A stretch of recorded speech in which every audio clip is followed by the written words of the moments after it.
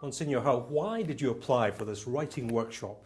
You've been trained as a scholar, you've been leading and teaching as a priest, and at this stage in your vocation, you decided to come to this writing workshop. Why? I'm intrigued. Well, I think the main reason was to improve on my own writing. After a number of years of teaching in our seminary, I wanted to work on producing something, let's say, a little bit better, something perhaps that would be more accessible to people. I've written a doctoral dissertation, I've written articles for magazines, mostly for priests, but I wanted to sort of expand that repertoire, and I figured the best thing to do is to go back to school. So I applied for the workshop, and thankfully I was accepted. And how's it been? Has it been different than what you expected? It's yes and no. It's been an extraordinary experience, first of all, because of Marilynne Robinson. So to sit in the presence of someone whose books I've read and enjoyed, that in itself is great. And then the opportunity to be with so many other scholars from different fields and from different creeds. So Presbyterians, Catholics, Lutherans, we're all here together, all with the same goal to try to learn how to write a little bit better.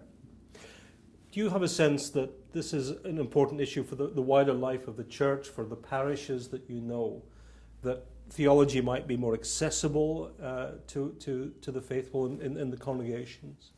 I think that's the main point. I think one of the problems, as Dr. Robinson pointed out, is that theological writing can recede into the academy, and therefore the larger church, our parishioners, are somewhat bereft of the efforts of scholarship, that things don't get put out to people who are looking for something that's not quite theology-like, but certainly something that isn't as heavily footnoted or as perhaps, I would say, maybe a little arcane as the things we tend to write for ourselves in terms of theological journals.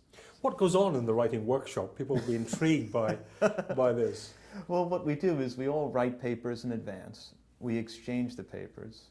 We read the papers. And then each of us has an opportunity to comment on the papers.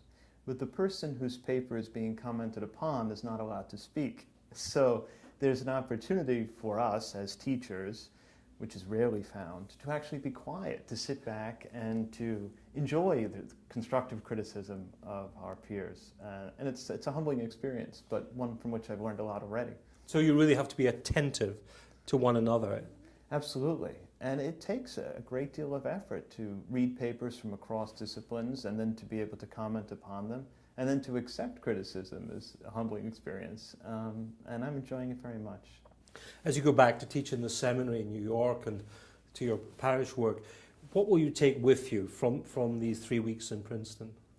I think the most important thing I'll take with me is the ability to try to communicate. In other words, to try to communicate a little bit better, whether it be in something as simple as the parish bulletin or in a larger work that I would write that would hopefully be for my parishioners, for the wider readership of the church. I think that'll be the big thing. Wonderful. Monsignor Michael Hull, thank you very much indeed. Oh, thank you. Thanks for having me. Thank you.